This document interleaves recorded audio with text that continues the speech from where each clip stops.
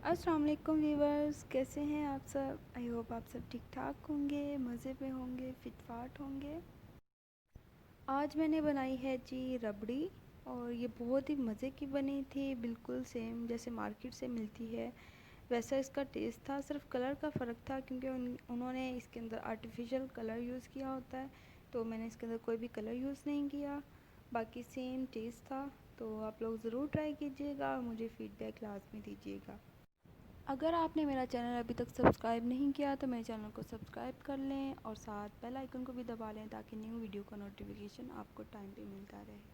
चलिए जी स्टार्ट करते हैं इसको बनाना। सबसे पहले जी यहाँ पे मैंने 1.5 किलो दूध ले लिया है।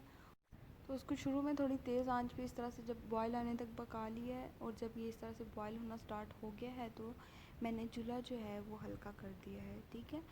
अब यहाँ पे जब बॉयल आना स्टार्ट हो जाए तो आपने चूल्हा बिल्कुल हल्का कर देना है, और जो साइडों पे मलाई ये आ रही है इसको इस तरह से किनारों से लगाते रहना है। जिस तरह से ये देखिए मैं लगा रही हूँ इस तरह से, और दरमियान में आहिस्ता आहिस्ता चम्मच हिलाते रहना है। साइडों पे आपने चम्मच नहीं चलाना, बस साइडों से आपने जो मलाई है उसको इस तरह से, ये जिस तरह से मैं लगा रही हूँ साइडों पे, इस तरह से आपने कढ़ाई के साथ लगाते रहना है। ठीक है जी। यहाँ पे मैं इसके अंदर डाल रही हूँ हाफ़ टी स्पून ज़ाफ़रान, और अगर आपके पास ज़ाफ़रान नहीं है तो आप इसको स्किप भी कर सकते हैं। इसकी बस हल्की सी खुशबू और इसका थोड़ा सा कलर चेंज हो जाएगा, इसलिए मैं यूज़ कर रही हूँ। अब मैंने डाल दी है इसके अंदर हाफ़ टी स्पून इलायची पाउडर। अगर आपने ज़ाफ़रान डाला है तो आप हाफ़ टी स्पून इलायची पाउडर डालेंगे, अगर आपने ज़ाफ़रान नहीं डाला तो आप 1 टीस्पून इलायची पाउडर डालेंगे। ठीक है जी। तो अब इसको इस तरह से हल्के हाथों से बस इसको चलाते रहना है, चम्मच चलाते रहना है, और जो मलाई है वो साइडों पे लगाते रहना है। ये देखिए इतनी सी आंच है, बिल्कुल स्लो, और उस पर मैंने इसको पकाया तकरीबन 1.5 से 2 घंटे लगे थे पकाते हुए, हल्की आंच पे बिल्कुल। और बस मलाई जो है वो मैं साइडों पे लगाती रही थी।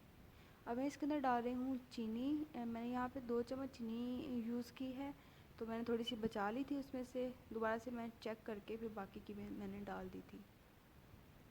अब भी अपने टेस्ट के हिसाब से चीनी डालिएगा। यहाँ पे मैंने अब 2 चम्मच बादाम और 2 चम्मच ही पिस्ते डाल दिए हैं, क्रश किए हुए हैं।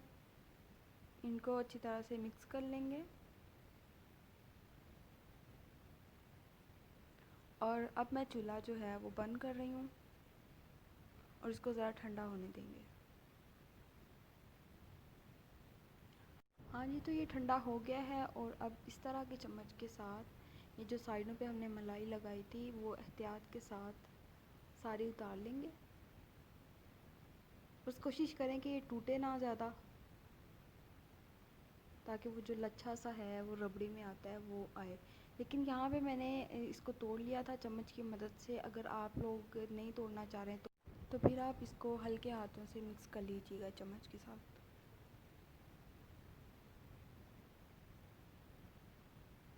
तो अब इसको ज़रा ठंडा होने देंगे, और फिर मैं इसको डिश आउट करती हूँ और वापस आती हूँ। हाँ जी जनाब, तो हमारी रबड़ी माशाल्लाह बड़ी मज़े की, और ये देखें लच्छेदार रेडी हो गई है।